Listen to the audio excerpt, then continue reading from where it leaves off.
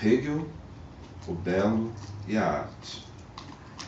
Esse é o título de nossa aula de hoje. E a nossa ideia é falar sobre, em primeiro lugar, a ideia do espírito absoluto na arte, o modo como Hegel percebe a autonomia da arte, a arte na história, se desdobrando como um conceito, e o modo como ele valoriza, então, essa história da arte desde uma perspectiva determinada. Então, esse conceito hegeliano do belo ideal é a harmonia perfeita entre forma e conteúdo. Para Hegel, o conteúdo da arte é sempre o absoluto. A arte evoluiu gradativamente, substituindo o princípio estático ou plástico de beleza ideal pelo princípio ativo e reflexivo da subjetividade autoconsciente de forma temporal e geográfica.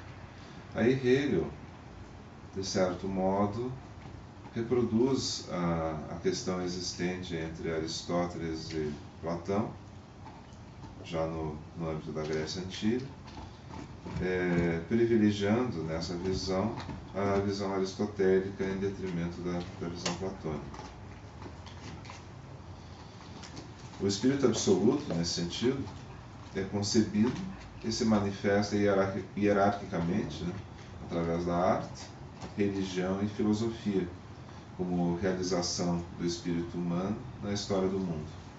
Isso é uma coisa bem interessante, porque há como que um plano na história, um plano que se cumpre ao longo de eras, E para Hegel, a superioridade ou liberdade do espírito pode ser identificada na arte. Então, por isso, essa é uma das razões pelas quais o belo natural é desconsiderado na filosofia da arte hegeliana. Então, essa arte é um processo de idealização ou espiritualização da matéria sensível. E isso ocorreria também, paralelamente, ao longo da história, na religião, na filosofia e na ciência também. Então, para Hegel, a natureza não possui uma forma ideal. Ela não realiza efetivamente a beleza. O ideal é um produto da atividade humana. Então, há uma consciência envolvida na produção desse ideal. É um fenômeno puramente artístico. E artístico no sentido de uma criação humana, e não como conceberia Schopenhauer, por exemplo, no âmbito do belo natural. O espírito se encontra na natureza na forma latente de um ser em si, não podendo ser apreendido sensivelmente, mas apenas pelo pensamento. Então, essa concepção, ela tem um aspecto assim pelo qual a gente pode dizer que as formas artísticas, na medida em que são decifradas, dão ao espírito a consciência de si mesmo. E esse espírito é o espírito humano, o espírito, vamos dizer, em si mesmo, que se desdobra ao longo da história. Essas relações da arte ao longo da história vão se apresentar de três formas. A primeira forma é a arte simbólica. A segunda forma é a arte clássica. E a terceira forma é a arte romântica. A arte simbólica, ele entende como aquela arte produzida ao longo da história humana e na pré-história e que não tem ainda a clareza suficiente para ser efetivamente considerada a arte na sua autonomia. Na arte simbólica, a ideia acede à consciência de maneira indeterminada, absoluta e defeituosa. Defeituosa é uma expressão que ele utiliza e que, ao mesmo tempo, a gente pode considerar um certo preconceito na utilização, porque isso é uma discussão que existe na arte contemporânea também. Por exemplo, se Arthur Bispo do Rosário seria um artista, já que ele não se considerava um artista, mas sim alguém que estaria numa espécie de missão relacionada com o divino e fazia as coisas do ponto de vista dessa missão. Então, muita gente questiona se pode ser um artista se não se considera um artista, né? E se não está no mundo da arte, se não está vinculado ao mundo da arte como um artista. Então, a arte simbólica seria uma arte prévia ao momento, e que é especificamente o momento grego, onde a arte se reconhece como tal. E os artistas passam a trabalhar em torno de concepções que vão se aperfeiçoando ao longo do tempo como poéticas, como a gente viu nas aulas sobre Aristóteles. Então, a forma dessa arte simbólica é direta e natural, exterior e indiferente, sendo incapaz de se harmonizar e encontrar sua verdadeira expressão artística no entendimento do Hegel. O homem ainda não conseguiria dominar as grandes forças da natureza e as conceberia como algo infinito e absoluto. Então, para Hegel, essa etapa corresponde à religião da natureza, e a arte simbólica está vinculada com isso. A adequação da forma à ideia e da ideia à forma se dá na arte clássica.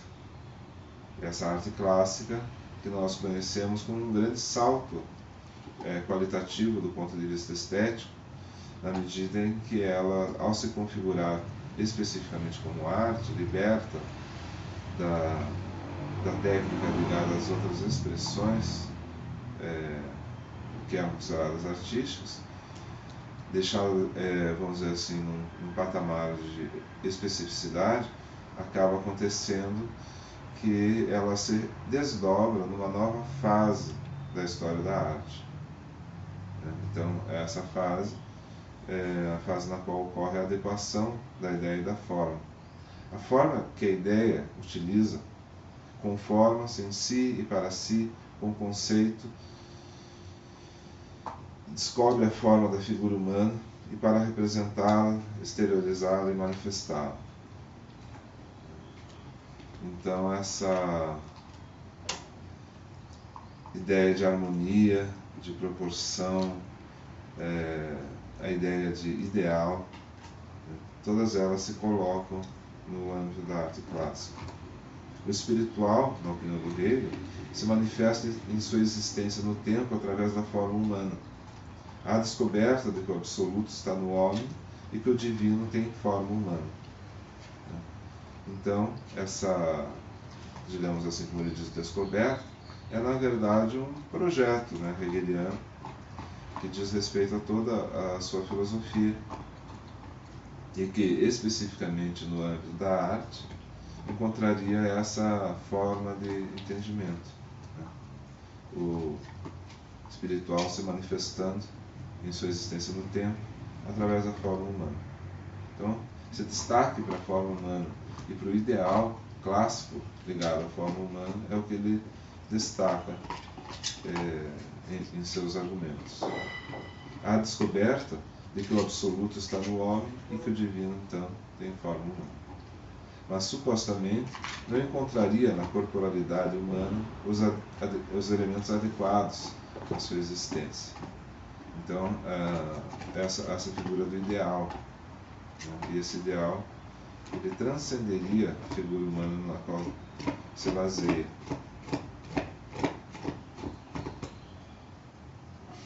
E Hegel vai colocar a questão do espírito absoluto ligado a Deus no sentido que do Deus grego da arte clássica, a arte passa para o Deus cristão, que é o absoluto, na opinião dele, logo, interioridade de si para si. Isso significa que existiria um espírito ligado à humanidade, e esse espírito é o Espírito de Deus, do qual nós participaríamos e revelaríamos aos poucos. E ele, em si mesmo, existiria de si para si. Então há um vínculo da arte, apesar de toda a sua autonomia que ele concede, no final, um vínculo a essa revelação do Espírito Absoluto na experiência comum da humanidade através da história. E esse momento, né, onde o Deus cristão entra em cena, resulta, digamos assim, no final dessa história, do ponto de vista do momento em que Hegel vive, na arte romântica. Essa arte romântica se esforçaria, então, para ultrapassar a si mesmo, sem transpor os limites da arte. Na arte romântica, o ser em si, o espiritual, o subjetivo, serve para exprimir tudo que se refere ao saber, ao sentimento e à alma. Então, o Hegel aí está se referindo a toda a liberdade que a arte teria, né, no âmbito do romantismo, para se expressar, por exemplo, quando os versos se tornam livres, não mais sujeitos às métricas, como no caso do mundo clássico. Lembrem-se, por exemplo, que quando nós estudamos a poética de Aristóteles, havia lá referência às métricas, por exemplo, adequadas para a tragédia, para a comédia, enfim, a consideração da arte poética como um acabamento ao longo da história e como um aperfeiçoamento que resultaria na forma clássica, e nesse sentido ela encontraria o seu ocaso do ponto de vista não da possibilidade de existirem novas obras, mas do ponto de vista da técnica, que já é uma técnica clássica, superar a si mesmo. Quer dizer, a arte sempre encontraria um limite nesse sentido. E, de certo modo, é para isso que Hegel aponta, para essa ideia de que a arte se dá ao longo da história, se desdobra em gêneros, e esses gêneros podem ser considerados através dessas três grandes categorias da arte simbólica, da arte clássica e da arte romântica, e que ao final dessa história, né, a arte encontraria o seu limite, e a partir desse limite, então, nós veríamos a situação da arte como não extinta, mas finalizada. E a partir daí, ela perderia a sua capacidade de apresentar o mundo para nós. E essa ideia de apresentar o mundo é, no meu modo de entender, uma ideia muito interessante. Considerar a arte como algo que se apresenta no mundo e apresenta o mundo, revelando, na opinião dele, o Espírito Absoluto. Mas nós poderíamos dizer simplesmente, fora do projeto hegeliano, mas usando essa categoria que ele utiliza, a apresentação do mundo através das formas artísticas, que permite uma compreensão profunda da natureza humana, mais do que as coisas as quais nós procuramos conhecer dentro da nossa subjetividade, incluindo nisso tanto a própria arte como a filosofia, a religião, o espírito científico, as teorias da ciência, as realizações da tecnologia, enfim, tudo que existe no âmbito dos costumes e da cultura de um modo geral, é o que se apresenta através da arte, e de um modo tal que o ser humano se reconheceria nessa apresentação do mundo. Porque tudo se refere, na verdade, ao modo como um determinado espírito, independente disso ser um espírito absoluto ou um espírito contingente, a possibilidade, né, desse espírito apresentar o mundo para nós, na sua originalidade, e sempre, outra vez, revelando esse mundo de novo. Então, para mim, essa lógica, né, de funcionamento da filosofia da arte hegeliana, que ele não chama de estética, devido à ligação da estética com o problema da sensibilidade. Então, enquanto a gente vê, no caso de Baumgarten, e no caso, enfim, de Kant, a conexão da estética com a sensibilidade, e no caso deles também, um lugar dado à arte no meio disso, Hegel faz propriamente uma filosofia da arte. Ele procura pensar a arte a partir de si mesmo e o seu papel na história. E essa história, no contexto da filosofia hegeliana, seria então a revelação do Espírito Absoluto. É interessante também verificar a questão da hierarquia das artes do Hegel, que nós veremos num outro material anexo a esse. Essa hierarquia das artes também estaria estabelecida, não necessariamente como uma depreciação dos tipos que estariam na base da hierarquia e as formas artísticas que estariam no topo da hierarquia seriam necessariamente as melhores, mas seriam aquelas que melhor apresentariam o Espírito Absoluto. Isso a gente deixa então para uma segunda parte. Agradeço a vocês e espero, vou deixar anexado esse material, se possível, no Black, e a gente vai daí fazer comentários a respeito, né? E vocês podem me fazer perguntas também que eu responderei pelo Black, tá bom?